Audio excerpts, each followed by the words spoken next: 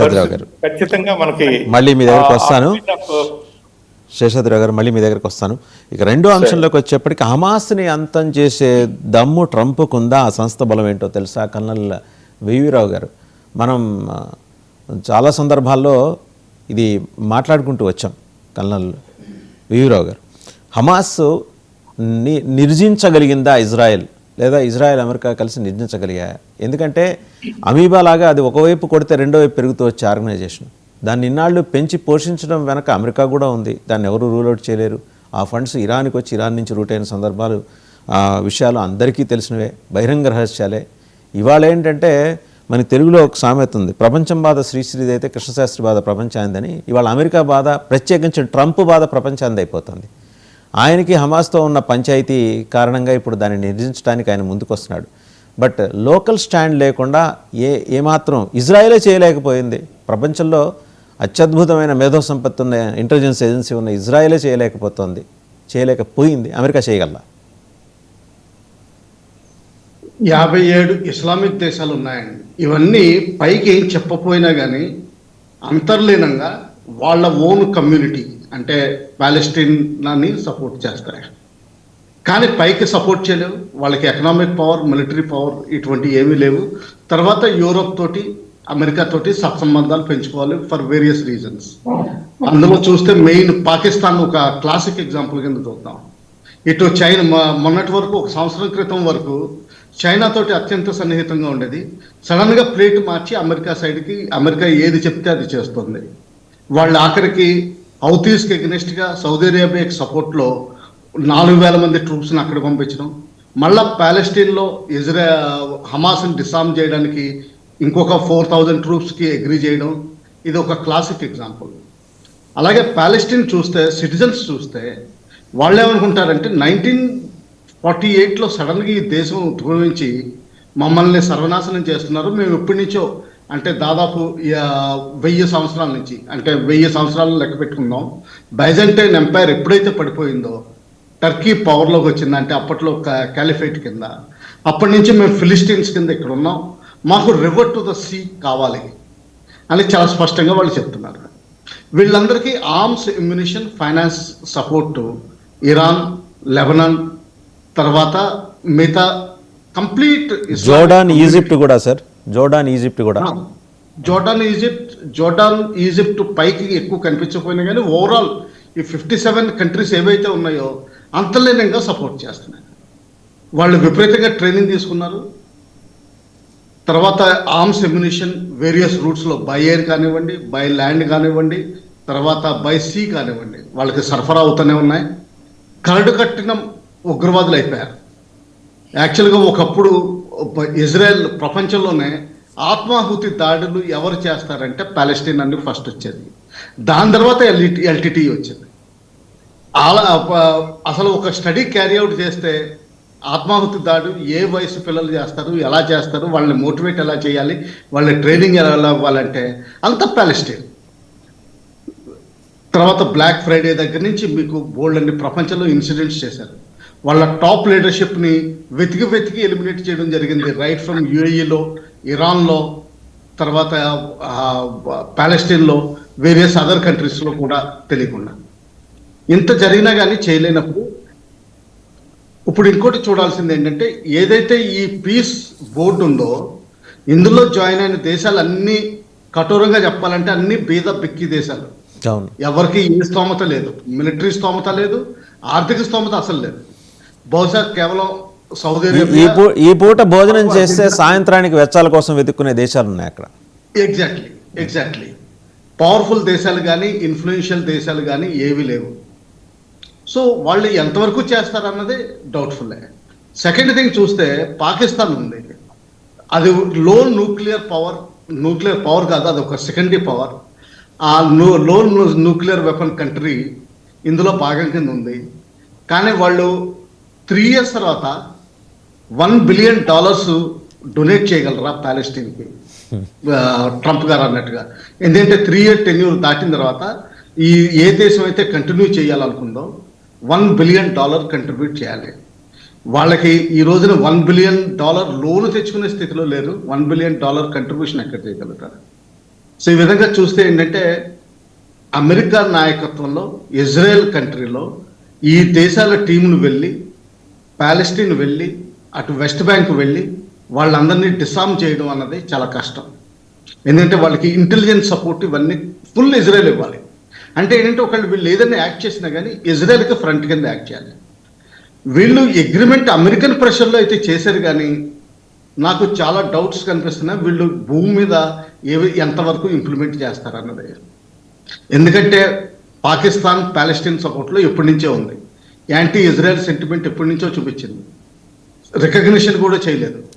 అటువంటిది ప్రోయాక్టివ్గా వెళ్ళి ఇజ్రాయెల్ ఇచ్చే ఇంటెలిజెన్స్ తీసుకుని వాళ్ళ గైడెన్స్ తోటి తీసుకుని హమాస్ని డిసామ్ చేస్తుంది అన్నది చాలా డౌట్ఫుల్. ఏదో విధంగా తప్పించుకోవాలని చూస్తుంది.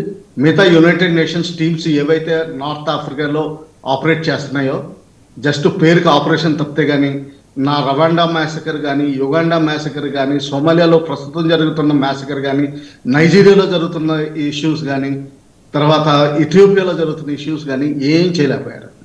ఇది కూడా అంతే పడుతుంది. మంచి దేశాలు అంటే ఎఫెక్టివ్ దేశాలు వచ్చేంత వరకు, సిన్సియారిటీ వచ్చేంత వరకు, తర్వాత పాలసీస్ కూడా క్లియర్గా ఉండాలి. అబ్రహాం అకార్డ్స్లో 2 స్టేట్ పాలసీ అనేది ఒకటి తీసుకొచ్చారు. ఇప్పుడు దాన్ని ఆ 2 స్టేట్స్ పాలసీస్ ఇజ్రాయెల్లో ఉండాలా, లేకపోతే 2 స్టేట్స్ ఉంటాయా, 2 స్టేట్స్ ఉంటే 2 డిఫరెంట్ పార్ట్స్లో ఉంటాయా, west bank and Gaza strip ఉంటాయా, ఇటువంటివన్నీ ఎవరు అడ్రస్ చేయట్లేదు. అంటే బేసిక్ పాలసీయే వీక్గా ఉంది. ఏదో నేను పీస్ ఫోర్స్ ఆర్గనైజ్ చేశాను, యునైటెడ్ నేషన్స్ కాకుండా నా సొంత చేశాను, ఇందులో ఇంకో కొన్ని ప్రాబ్లమ్స్ వస్తున్నాయి. మొత్తం అంతర్జాతీయ వ్యవస్థ అంతా మారిపోతుంది. అటు గ్రీన్లాండ్ వల్ల నాటో విచ్ఛిన్నమయ్యే అవకాశం ఉంది, ఇటు యునైటెడ్ నేషన్స్ బహుశా చైనా డామినేటెడ్ అనుకున్నా కానీ దీన్ని విచ్ఛిన్నం ఆల్మోస్ట్ నానాజాతి సమితి అనేవారు ఆ లీగ్ ఆఫ్ నేషన్స్ని. అటువంటి పరిస్థితి యునైటెడ్ నేషన్స్కి వచ్చే పరిస్థితి ఏర్పడుతుంది. ఆల్రెడీ WHO నుంచి బయటకు వచ్చేసారు అమెరికా. ఇంకా మిగతా ఆర్గనైజేషన్స్ చాలా వరకు 67-70 ఆర్గనైజేషన్స్ నుంచి బయటకు వచ్చేసారు. అంటే ఏంటంటే అంతర్జాతీయంగా కొత్త వ్యవస్థ ఏర్పడుతుంది. ఈ వ్యవస్థలో ఈ చిన్న దేశాలు ఎఫెక్టివ్గా ఉండవని నా అభిప్రాయం. కొంతవరకు టెంపరీగా హమాస్ రిలీఫ్ చూపించినా కానీ మళ్ళీ ఒక 5 ఏళ్లలో మళ్ళీ తిరిగి తన సొంత కలర్స్ చూపిస్తారు. రైట్ అండి, మళ్ళీ మీ దగ్గరికి వస్తా. కల్నల్ పరమేశ్వర్ గారు, ఇక్కడ 2 అంశాలండి. న్యూ వరల్డ్ ఆర్డర్ ఎవరు ప్రపంచ పోలీస్ ట్రంప్ గారు ప్రతిపాదిస్తున్నది. అందులో వచ్చిన వాళ్ళందరూ అంత అత్యవసర దేశాలే, కరెక్ట్గా జానాబెత్తర దేశాలే. వాళ్ళకి మిలిటరీ ఉందో లేదో తెలియదు, వ్యూహాలు ఉన్నాయో లేదో తెలియదు.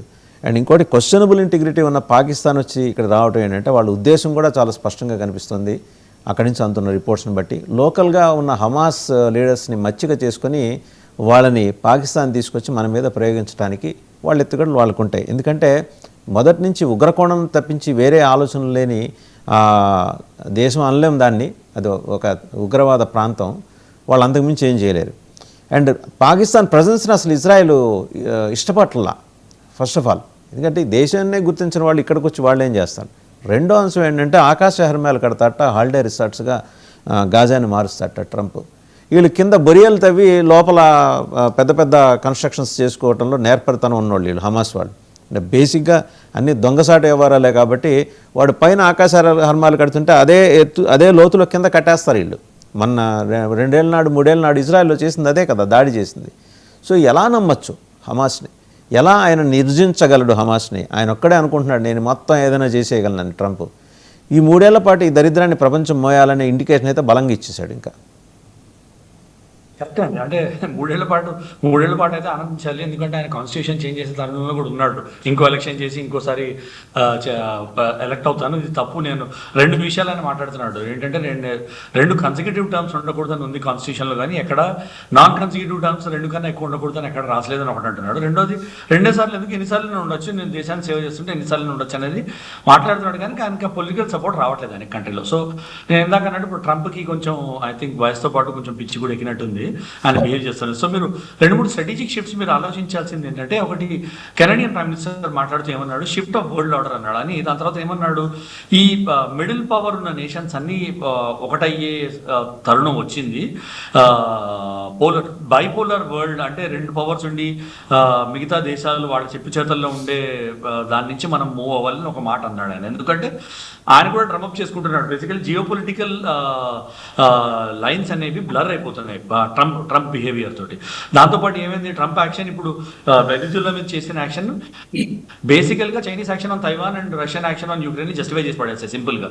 ఇప్పుడు ఎవరికి చెప్పే పొజిషన్లో లేరు. సో ఆయన ఒక గ్లోబల్ హెగిమనీ అంటే నియంత్రత్వం ఎస్టాబ్లిష్ చేసుకుందామని చూస్తున్నాడు. సో దానిలో ఇప్పుడు ఈ బోర్డ్ ఆఫ్ పీసో ఏదో తయారు చేశాడు ఆయన. దానిలో నాకు అన్నిటికన్నా హాస్యాస్పదం ఏంటంటే, యూఎస్ఏని పక్కన పెడితే వాళ్ళ ఇళ్ళు కూలిపోతున్నాయి, అవి కట్టుకోకుండా మేము పక్కిల్లు కడతామని వస్తున్నారు వీళ్ళందరూ.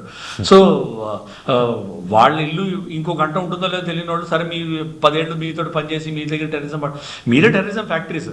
పాకిస్తాన్ ఏంటి, it's failed state, it is the world's largest factory of terrorism. ఇవాళ 2 పాకిస్తాన్ ప్రొడక్ట్స్ నేను ఎప్పుడు చెప్తుంటాను, ఒకటి డ్రగ్స్, 2 ఎక్స్పోర్ట్ చేసేవి, 2 టెర్రరిజం. ప్రొడ్యూస్ చేసి ఎక్స్పోర్ట్ చేసేవి డ్రగ్స్, టెర్రరిజం. మిగతా ఏముంది, అడుగుంది ఉంటుంది. అండ్ సౌదీ అరేబియాకి, యూఏకి వీళ్ళందరికీ వాళ్ళు పాకిస్తాన్ ప్రైమ్ మినిస్టర్ అయితే చెప్పాడు, మీ అప్పుల మీద తిరిగి ఇచ్చే పొజిషన్లో లేమో అని. అలాంటిది $1 బిలియన్ ఎక్కడి నుంచి ఇచ్చిస్తాడు?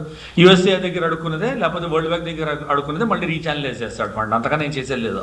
అంటే అది ఫెసిలిటేట్ చేస్తాడేమో సార్ ట్రంప్, ఆ రకంగా ఫెసిలిటేట్ చేయగలడు. ఎందుకంటే వాళ్ళ అల్లుడి వ్యాపారాలు ఉన్నాయి కదా పాకిస్తాన్లో, క్రిప్టో కరెన్సీ ఫెసిలిటేట్ చేస్తాడు ఖచ్చితంగా. తప్పదు కదా, వాళ్ళు ఆయనతో పాటు అడుగులేసి నడిచే వాళ్ళని ఆయన ఫెసిలిటేట్ చేయాలి, తప్పదు కదా. బట్ అది is it beneficial for US అని చూస్తే అది సరే, యూఎస్ వాళ్ళ కాళ్ళు వాళ్ళు నడుపుకుంటున్నారు. బట్ క్లాసికల్లీ మీరు చూసింది ఏంటంటే, యూఎస్ఏకి ఎప్పుడైనా క్రైసిస్ వచ్చినప్పుడు ఏం చేస్తారు వాళ్ళు, అగేన్స్ట్ ఎకనామిక్ విజ్డమ్ వాళ్ళు they going to get in to printing dollars అండి. టకటక ప్రింట్ చేసి సర్క్యులేట్ చేస్తారు వాళ్ళు. సో అదొకటి యూఎస్ఏ సంభవం వాళ్ళు సస్టైన్ అవ్వకుండా వచ్చారు అట్లాంటి practice, which is not a sustainable practice actually. So అది మనం పక్కన పెట్టామంటే, we should what we are doing is very right అండి. మనము క్లియర్గా అంటే హమాస్ ఇట్లాంటి టెర్రరిస్ట్ ఆర్గనైజేషన్స్ అవి మట్టి కనిపించడం కుదురుతాయి అంటే, that is only with prosperity అండి. ఇట్లాంటి వై terrorist and organization. And it is not about ideology అండి. ఎవడైతే ఐడియాలజీ అంటాడో అన్నిటికన్నా పెద్ద అబద్ధం అది. Terrorism is just an industry. Terrorism is about money, అంతే, అంతగానే లేదు. ఈ ఆర్గనైజేషన్స్ ఎప్పుడు చూడండి మీరు, ఎల్టీటీ అనండి, మీరు మన నార్త్ ఈస్ట్లో టెర్రరిస్ట్ ఆర్గనైజేషన్ అండి, లేకపోతే ఖలిస్తాన్ ఫోర్స్ అనండి, జమ్మూ కాశ్మీర్లో టెర్రరిస్ట్ ఆర్గనైజేషన్ అండి. స్టార్ట్ అయింది చాలా పెద్ద ఐడియాలజీని స్టార్ట్ చేశారు. దాని తర్వాత ఏమైంది, వాళ్ళ లీడర్స్కి పైసలు ఇంట్లో రావడం మొదలెట్టింది. వాళ్ళు పైసలు తీసుకుని సేమ్ ప్లేసెస్లో కూర్చున్నారు, బావులు పంపిస్తున్నారు, వాళ్ళు చస్తున్నారు, అంతే. వాళ్ళకి కొన్ని పైసలు ఇస్తారు, అయిపోయింది. So it is all an industry of money. Money ఇంట్లో వచ్చేంత వరకు, మనీ ఇంట్లో ఉన్నంత వరకు, ప్రాస్పరిటీని దూరం పెట్టినంత వరకు హమాస్ లాంటి ఆర్గనైజేషన్ కానీ ఏ ఆర్గనైజేషన్ కానీ మట్టి కనిపించడం అనేది ఇంపాసిబుల్, సాధ్యమే కాదు. సో ఆయన కూడా ఇప్పుడు countries have to look at prosperity through trade, prosperity through opportunity, prosperity through understanding. So ఇప్పుడు EU తోటి మనం ఎందుకు క్లోజ్ అవుతున్నాం, EU మనకి ఎందుకు క్లోజ్ అవుతుందంటే, మీరు చూసారంటే పొటెన్షియల్ ఆఫ్ గ్రోత్ ఇది రెండు యూనియన్స్కి. EU తోటి మనకి $190 బిలియన్ ట్రేడ్ ఉందండి. అండ్ 2000 తర్వాత EU is the single largest contributor in our FDI. Almost 17% FDI ఇండియాలో వచ్చే FDIలో EU కాంట్రిబ్యూట్ చేస్తుంది. సో EU దానికి ఇంగ్లాండ్ యాడ్ చేసామంటే ఇంకా పెరుగుతుంది అది. సో అలాంటి తరుణంలో India and EU getting close is a logical step అండి. It is a logical and strategic step, దానిలో డౌటే లేదు. ఆ పొటెన్షియల్ ఇప్పుడు మీరు ఫ్రీ ట్రేడ్ చేశారనుకోండి, బిగ్గెస్ట్ కంటెన్షన్స్ ఏంటి మీకు, ఈ GTRI అని ఒకటి, గ్లోబల్ ట్రేడ్ రీసెర్చ్ ఇనిషియేటివ్ అని ఒకటి ఉంది. దాంట్లో పబ్లిష్ చేసిన ఆర్టికల్లోనే 2 రెడ్ ఫ్లాగ్స్ వాళ్ళు ఫ్లాగ్ చేశారు.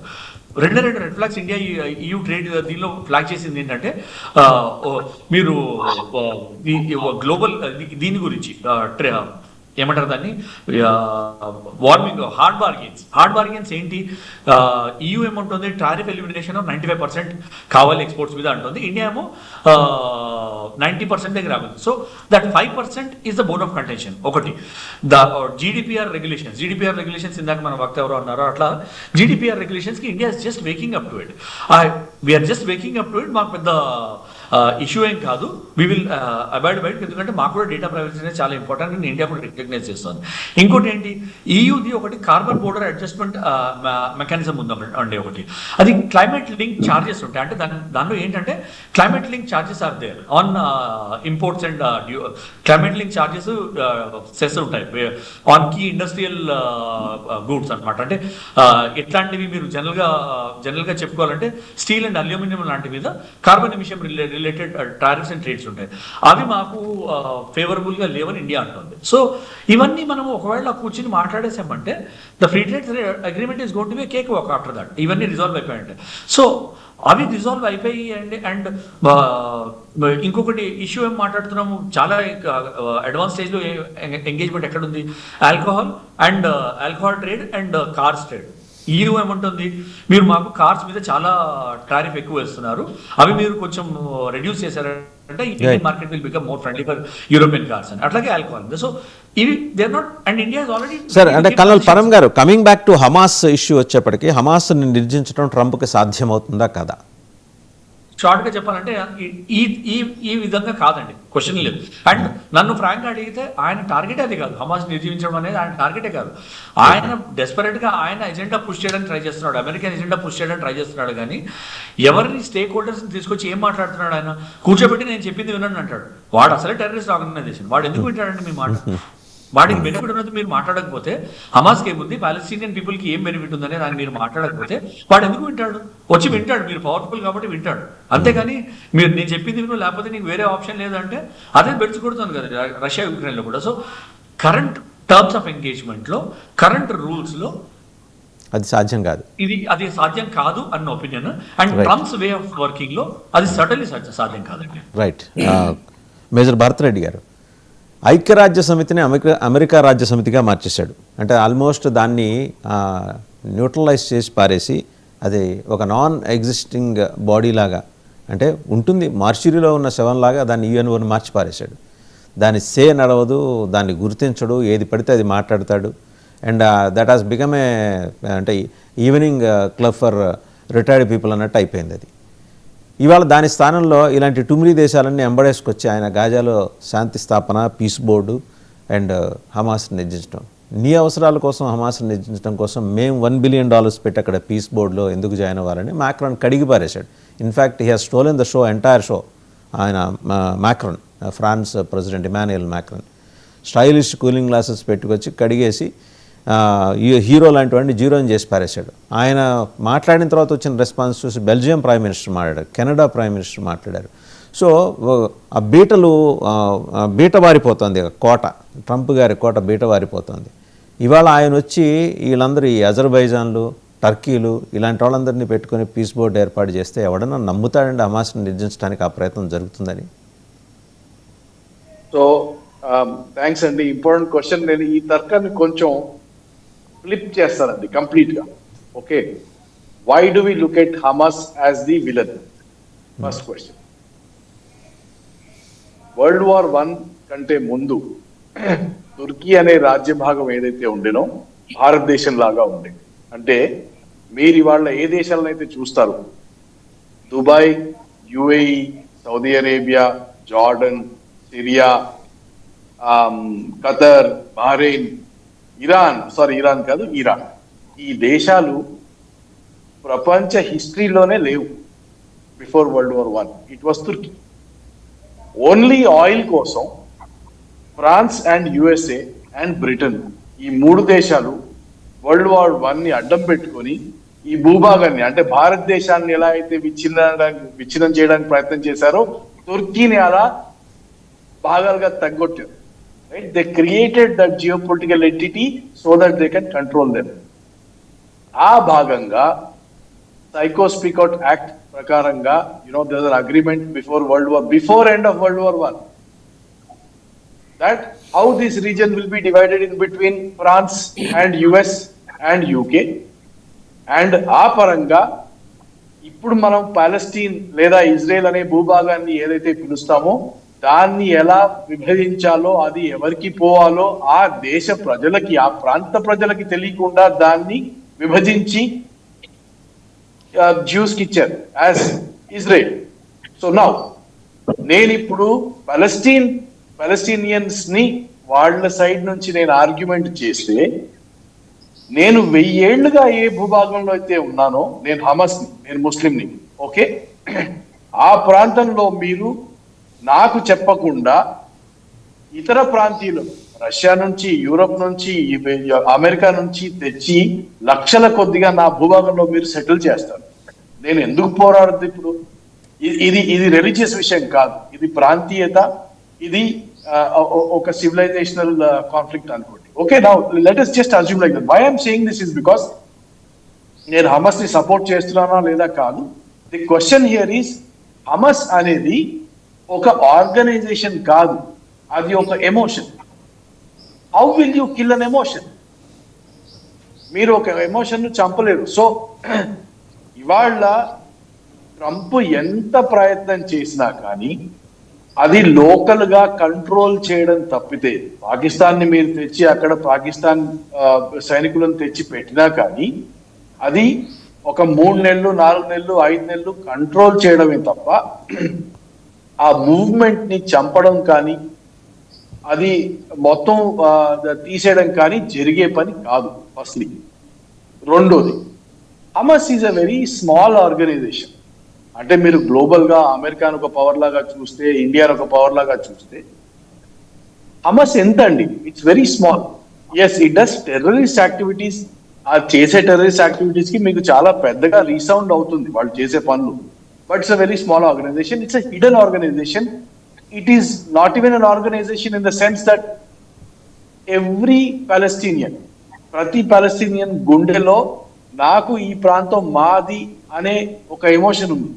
అది ఉన్నంత వరకు మీరు పాలస్తీనియన్ కి సాయుధమైన పోరాటం ఏదైతే ఉంటుందో, it is like the statement, one countries freedom fighter is another countries terrorist అన్నట్టు.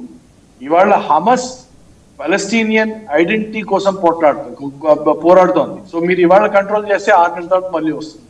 అండ్ రెండో బలం ఏంటంటే వాళ్ళకి is the concept of the Muslim ఉమ్మా.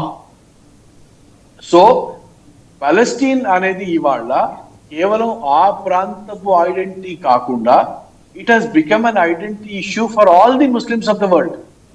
మేము పోరాడకపోతే, మేము వీళ్ళని సపోర్ట్ చేయకపోతే, you go back to the time of crusades. 12, 11, 13వ శతాబ్దంలో ఎలాగైతే యూరోపియన్ ఖండానికి, మిడిల్ ఈస్ట్ ఖండానికి మధ్యలో కాన్ఫ్లిక్ట్ ఏదైతే జరిగిందో, అంత పెద్ద కాన్ఫ్లిక్ట్ ఇది. ఎమోషనల్ గా చూస్తే మీకు ప్రత్యక్షంగా కనిపించట్లేదు, కానీ పరోక్షంగా that is what it is. Saudi Arabia కానివ్వండి, ఇంకెవరైనా కానివ్వండి, ఎందుకు డబ్బులు పంపిస్తారు? ఇరాన్ ఎందుకు డబ్బులు పంపిస్తుంది? మేజర్ భరత్ రెడ్డి గారు, I have a question for you sir. Do you support the presence of Hamas? నేను హమాస్ని సపోర్ట్ చేస్తారంట్లా, హమాస్ ప్రెజెన్స్ ని సపోర్ట్ చేస్తారా మీరు అని అడుగుతున్నాను. No, I support the emotion of Hamas. I don't support the violence of Hamas.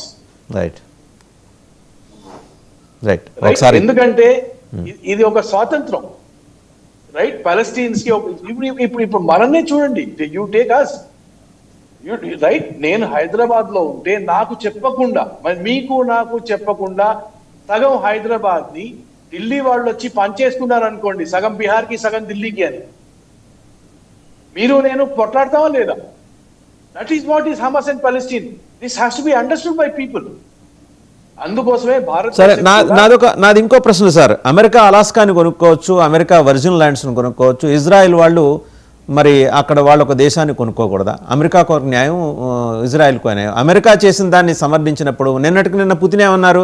వాళ్ళు ఏదో వ్యాపారం చేసుకుంటారు, దేశాలు కొనుక్కోవటం అమ్ముకోవటం అనేది అమెరికా కొత్త ఏం కాదు, ఇంతకుముందు చేశారు, మా దగ్గర కొన్నారు, మేము ఆయన అనలేదు, కానీ చాలా దారుణంగా మోసపోయారు. $7.2 మిలియన్ అప్పటి మాటలేండి, అది 1917 మాట, అమ్మేశారు అలాస్కాని. వర్జిన్ ల్యాండ్స్ని కూడా అలాగే మాయ చేసి కొన్నారు వాళ్ళు. వీళ్ళు ఏదో కొనుక్కున్నారు ఇజ్రాయెల్ వాళ్ళు. ప్రపంచంలో ఒక చిన్న జాతి అండి, అది ఒక అద్భుతమైన నాగరికత ఉన్న జాతి. అది అంతరించిపోతే దాన్ని మీరు స్వాగతిస్తారా? యూదు జాతి అంతరించిపోతుంది. రేపు పొద్దున 57 ఇస్లామిక్ నేషన్స్ ఒకటే అయిపోతే ఆ జాతి అంతరించిపోతుంది. 100కు పైగా నోబెల్ లారెట్స్ ఉన్నారు అక్కడి నుంచి. ఆ ఇంటెలిజెన్సు, ఆ మేధ, ఇదంతా అంతరించిపోతుంది. దాన్ని మీరు స్వాగతిస్తారా? మళ్ళీ క్వశ్చన్ ఫ్లిప్ చేస్తాను వాసుదేవన్ గారు, ఏమనుకోకండి. No, it's for discussion purpose. No discussion. మొత్తం యూదులు చూస్తే ఇవాళ ఎంతమంది ఉంటారనుకుంటున్నారండి మీరు ప్రపంచవ్యాప్తంగా? గట్టిగా 25 లక్షల మంది ఉన్నారేమో కదా. ఉమ్. ఈ 25 లక్షల మందికి బ్రిటన్, అమెరికా, ఫ్రాన్స్ కలిసి మిడిల్ ఈస్ట్ లోనే వేరే వాళ్ళ భూభాగం తీసుకొని ఇజ్రాయెల్ కి ఇచ్చే అవసరం ఏముండే? మీరు అమెరికా ఇంత పెద్ద దేశం, టెక్సస్ ఉంది, మీ దగ్గర డెజర్ట్ ఉంది, దాంట్లో ఇంతే భూభాగం ఇచ్చేది ఉండే,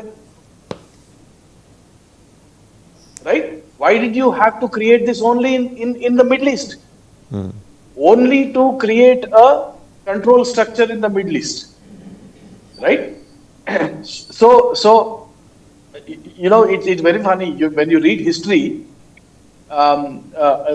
When you read history, there was, can you imagine? I mean, మీరు జర్మన్ లో సరే, World War II లో మీకు జర్మనీ నుంచి మిమ్మల్ని ఎలగొట్టారు, పోలాండ్ నుంచి ఎలగొట్టారు, రష్యా నుంచి ఎలగొట్టారు. మీరు వెళ్ళి భూమిని మిడిల్ ఈస్ట్ లోనే ఎందుకు తీసుకున్నారు? మీరు కొనుక్కోలేదు, ఆ భూమి గుంజుకున్నారు. ఫోర్సిబుల్ సెటిల్మెంట్ చేసే వాళ్ళు, అమెరికా తన దగ్గర అంత భూభాగం ఖాళీగా పడుంది, ఇవాళ కూడా ఖాళీగా పడుంది, అలాస్కానే ఇచ్చేది ఉండే కదా సార్, అక్కడే ఎందుకు తీసుకున్నారు? This is fingeritis, in simple English. Okay, ఏదైతే మీకు ఆయిల్ అసెట్స్ ఉన్నాయో ఆ ఆయిల్ అసెట్స్ ని మీరు ప్రొటెక్ట్ చేసుకోవడానికి ఒక కౌంటర్ బ్యాలెన్స్ ని తయారు చేసి ఫోర్సిబ్లీ మీరు జ్యూస్ ని అక్కడ సెటిల్ చేశారు. లేని ప్రదేశంలో ఒక దేశం తయారు చేశారు మీరు. And that is why all this conflict root cause. మనం ఇవాళ symptomatic certainly we have to debate on this sir. Again time కూడా పూర్తిగా వస్తుంది. ఒకసారి శేషాద్రిరావు గారి దగ్గర వెళ్దాం. కైండ్లీ కంక్లూడ్ సార్ శేషాద్రిరావు గారు. ఇంటర్నేషనల్ రిలేషన్స్లోనండి ఇప్పుడు కూడా అమెరికా హై హ్యాండెడ్నెస్ అనేది ప్రస్ఫుటంగా కనపడతా ఉంటుంది. అయితే out of the way in a wrong way వెళ్ళినా కూడా మైట్ ఈజ్ రైట్ అనే నానుడు ఉంది కదా, ఆ ప్రకారం మరో చాయిస్ లేకుండా అందరూ కొడుతున్నారు. ఇది ఎప్పటికైనా ప్రపంచ మనుగడకే ప్రమాదం. ముఖ్యంగా ట్రంప్ లాంటి వాళ్ళు మధ్యలో వచ్చి వాళ్ళ పాలసీస్, ఆలోచనలు ఏంటంటే I'm the king of the world అన్నట్టుగా బిహేవ్ చేస్తే రాబోయే రోజుల్లో మరింత క్లిష్టమైన పరిస్థితులు చూస్తాం. చెప్పేది ఒకటి చేసేది ఒకటి అనే విధంగా ట్రంప్ పద్ధతులు ఉంటున్నాయి. ఏదైనా కానీ ముందల గాలిలో మేడలు కట్టినట్టుగా చెప్పేస్తాడు. ఎంతవరకు అవుతుందో అది అనేది తర్వాత సంగతి. మొత్తానికి ప్రపంచాన్ని ఒక రకమైన సందిగ్ధంలో పడేయటానికి ట్రంప్ను మించిన మహానుభావుడు ఇంకోటి లేడని చెప్పి చెప్పుకోవచ్చు. ఇది ఈ ట్రెండ్ ఇంటర్నేషనల్ రిలేషన్స్లో చాలా వికారమైన చేష్ట. దాని నుంచి ప్రపంచ దేశాలు బయటపడాలి అంటే భారతదేశం లాంటి విదేశీ వ్యవహారాల పద్ధతులు ఉంటే, అంటే తటస్థం అనేది కనపడుతూ ఉంటుంది. తప్పకుండా ఒకనాటికి ప్రపంచ దేశాలు మన పందానే రావాల్సిన అవకాశాలు చాలా ఉన్నాయి. అండ్ ఇంకొక విషయం ఏంటంటే, ఇప్పుడు ఈ వలస అనేది ప్రపంచ దేశాల్లో అవకాశాలను బట్టి అమెరికా పోతుంటే అక్కడ వీళ్ళకి వచ్చేటువంటి సపోర్ట్ దాన్ని చూసుకుని ట్రంప్ ఏంటంటే ప్రపంచ దేశాలు మా మీద ఆధారపడుతున్నాయి, మేము కనుక లేకపోతే అసలు ఈ ప్రపంచానికి మరో మార్గం లేదు, ప్రతిదీ మేమే సమకూర్చుతున్నాము అనేటువంటి రాంగ్ నోషన్లో ఉన్నాడు. ఇవన్నీ కూడా త్వరలో తొలగిపోతాయి.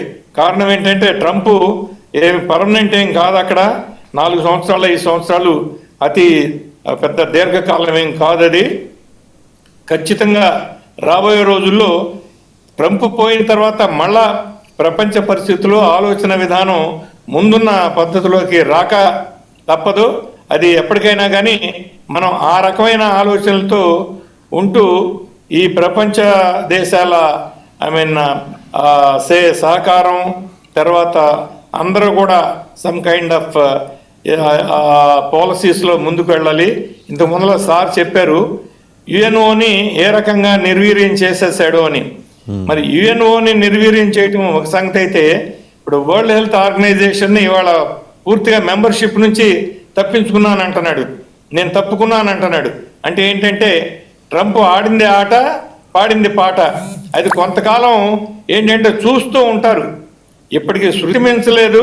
ఎప్పటికైనా కానీ ప్రపంచ దేశాల కోఆపరేషన్ లేకుండా ప్రపంచంలో ఏ దేశం కూడా రైట్ శేషాద్రిరావు గారు, ఎంత థ్యాంక్ యూ powerful రాజ్యం వెరీ మచ్. సమయం కూడా అయిపోయింది. ఉన్నా ఖచ్చితంగా ఈ సబ్జెక్ట్ మీద మళ్ళీ మనం మాట్లాడుకుందాం, మళ్ళీ ఇదే ప్యానల్తో కూర్చొని మాట్లాడుకుందాం. చాలా ఇంట్రెస్టింగ్ ఆస్పెక్ట్స్, చరిత్ర తెలుసుకోవాలి. చరిత్రలో ఒక పుట మనం చదవటం మర్చిపోయినా, జంప్ చేసినా కూడా ఫ్యాక్ట్స్ కొన్ని బయటకు వచ్చే అవకాశం ఉండదు. కాబట్టి ఖచ్చితంగా మళ్ళీ ఇదే ప్యానల్తో కూర్చుందాం. Thank you very much sir. Colonel V V Rao garu, colonel Parameshwar గారు, శేషాద్రిరావు గారు అండ్ మేజర్ భరత్ రెడ్డి గారు. సో చూసాం కదా, హమాస్ని పూర్తిగా నిర్జించడం అంటే, హమాస్ అనేది ఒక ఎమోషన్ని నిర్జించలేమనేది మేజర్ భరత్ రెడ్డి వాదన. ఆయనకు సంబంధించి చరిత్రకు సంబంధించిన లాజిక్ ఒకటి బయటికి తీసుకొచ్చారు.